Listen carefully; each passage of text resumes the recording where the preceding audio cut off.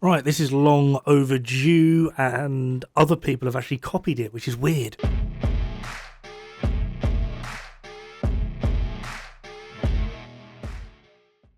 Though it is hilarious because if you watch their tier list, it's like, show me you know nothing about the game without telling me you know nothing about the game.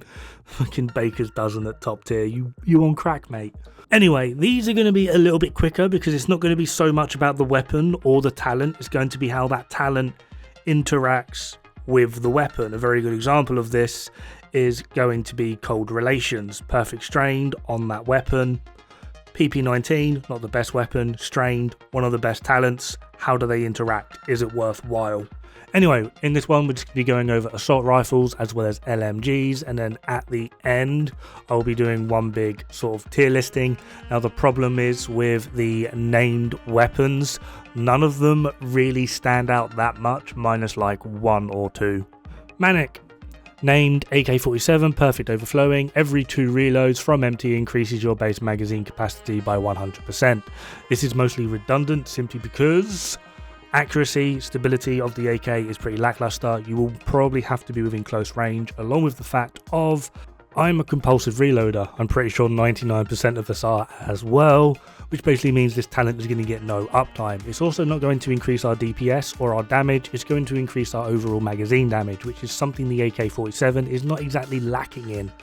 So yeah, no. Invisible Hand, slight soft spot for this weapon. It's a named AUG. It comes with perfect Allegro, increases fire rate by 12%.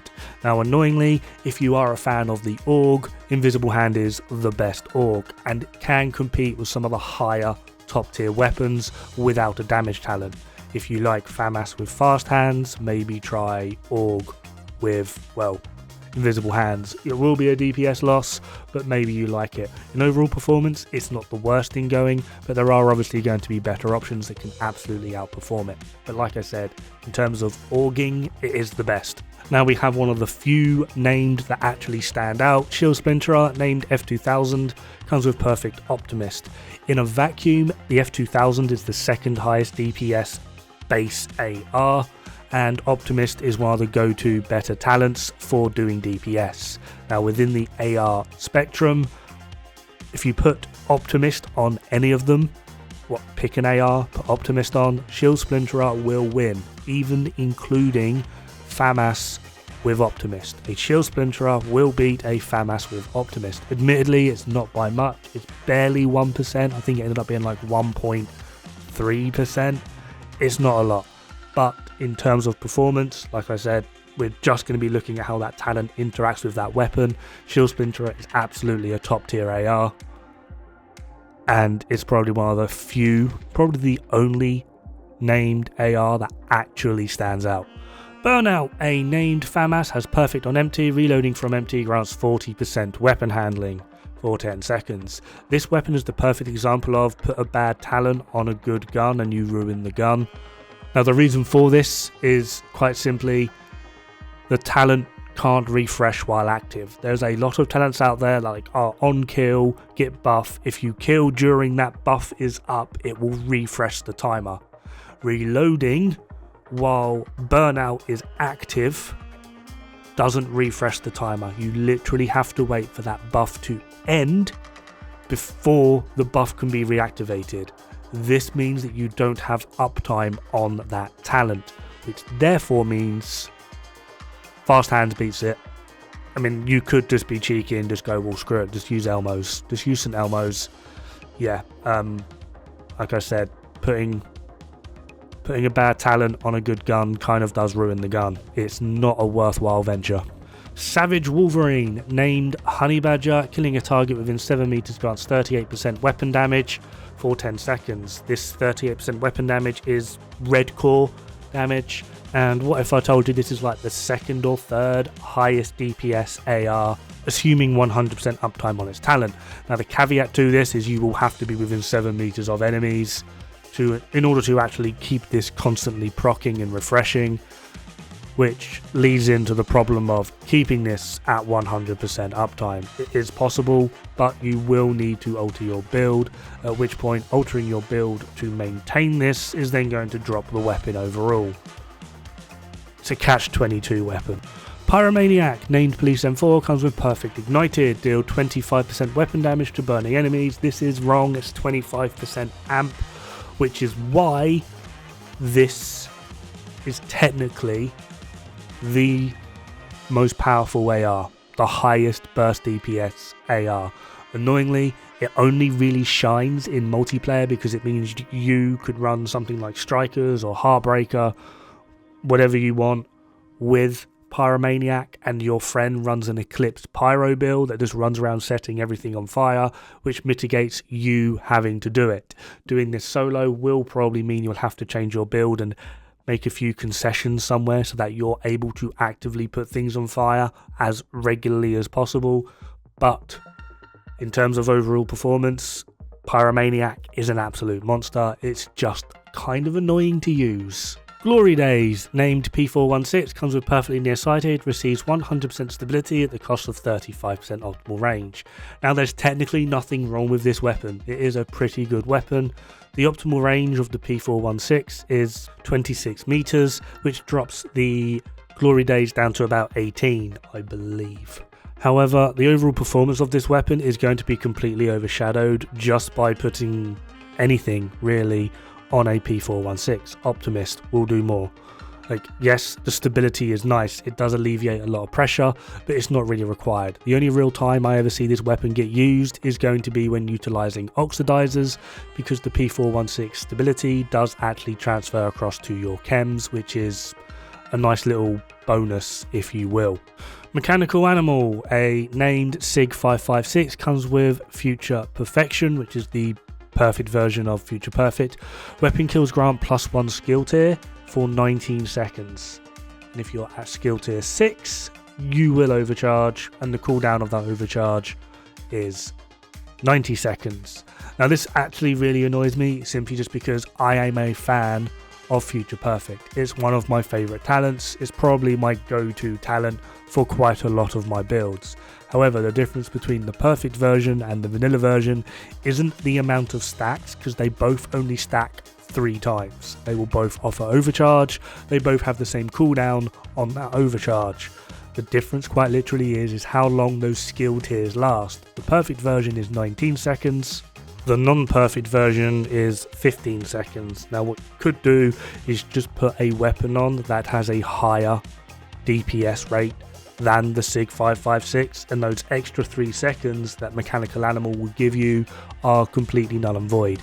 Basically meaning no matter what you think you can do with Mechanical Animal, a FAMAS with Future Perfect can do it just so much better. Oh no, you lose 3 seconds on a timer. Yeah, but I can kill things so much quicker than you that extra 3 seconds means literally nothing.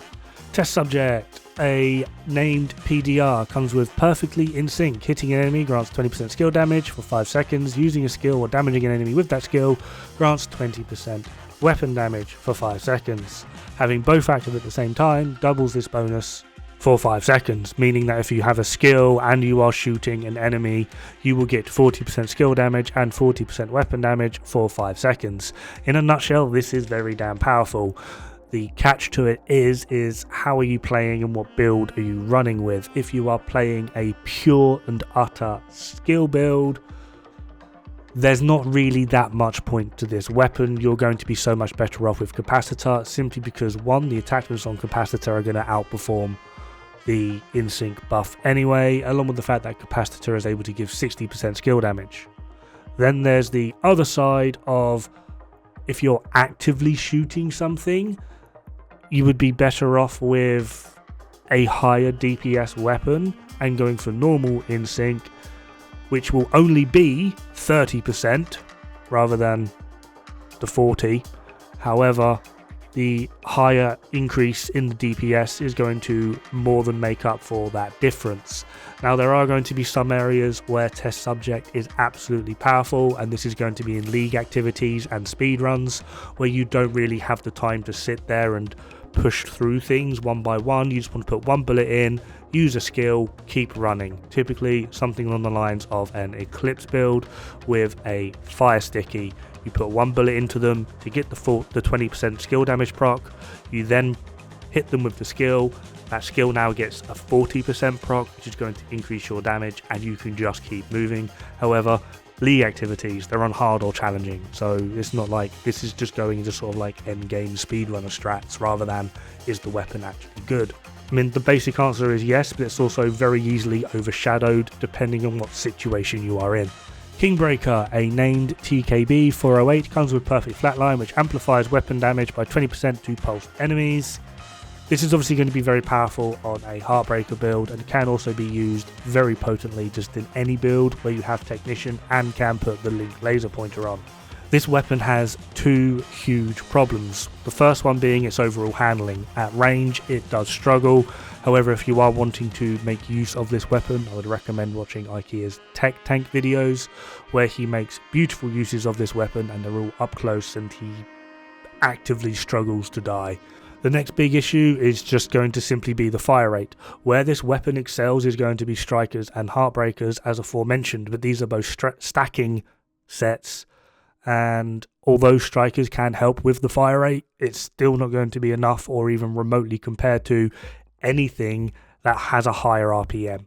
You are going to struggle utilizing this weapon on those sorts of builds unless you are able to get very up close and personal. Once you are at max stack, this weapon can put out a ton of damage, and in terms of overall performance within this variant of pulse builds, it does have the highest maximum cap DPS, assuming we are at max cap. But if your stacks start fluctuating, both the Police M4 and the Foamath, regardless of talent, are actually going to do more because you're able to build your stacks more thoroughly or easily. And finally for AR, we have Rail Splitter, which is a named CTAR, perfectly accurate, which increases accuracy by 50%. Now this weapon is quite strange because it has literally split the community. About like a year and a half ago, there was a raging discussion over whether this weapon is actually any good.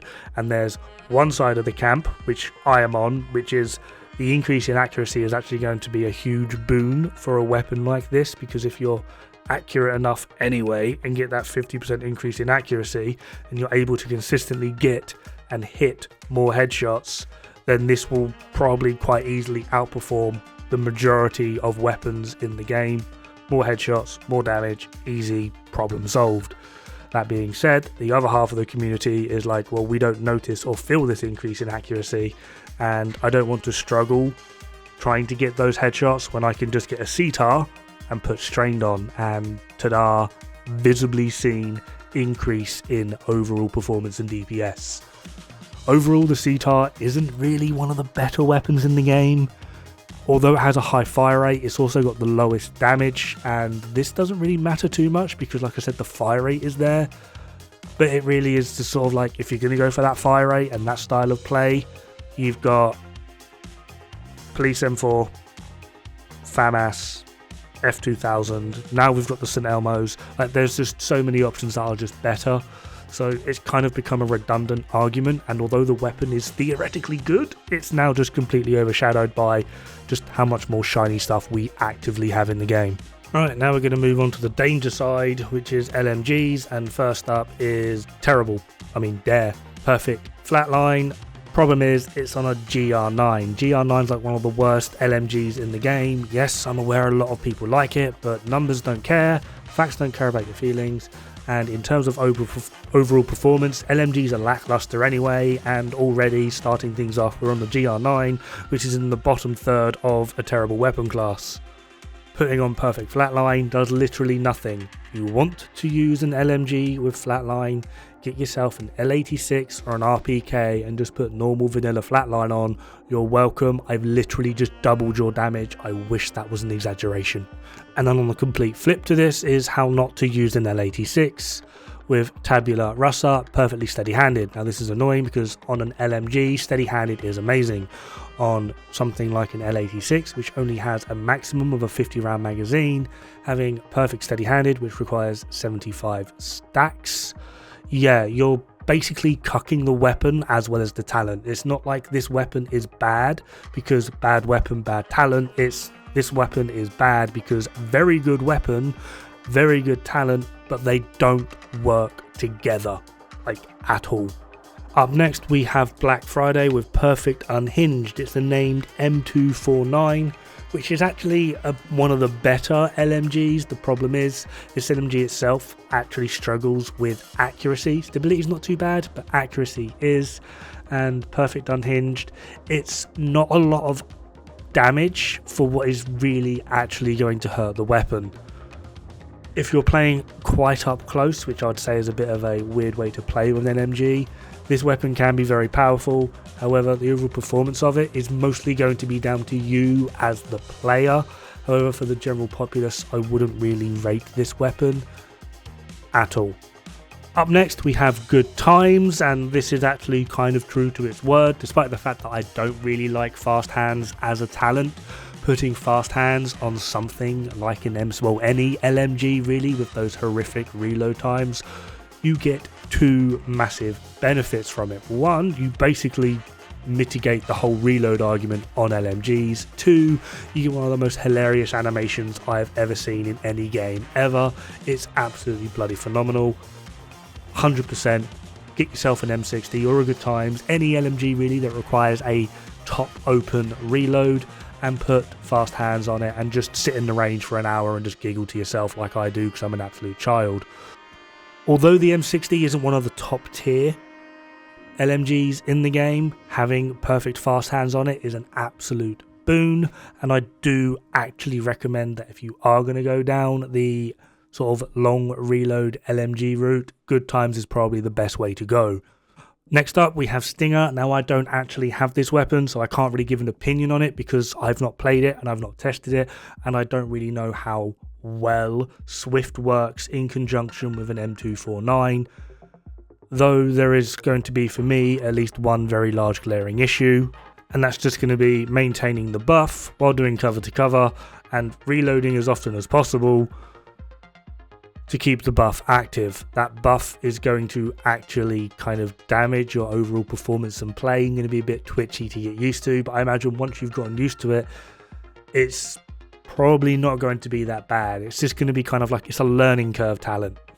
Up next we have Sleipnir, comes with Perfect Frenzy. It's an MG5, which was one of the higher DPS LMGs anyway, and then adding in Perfect Frenzy is an absolute monster. This weapon only really shines in certain scenarios: raids, chungas, large bosses, legendary, where you can just absolute spam the weapon out. However, it is going to completely struggle simply just because of the suppress mechanic. The moment enemies start getting suppressed, you're going to lose all of your buff, and then to reactivate your buff, you need to reload from empty, which is going to be this weapon's biggest flaw.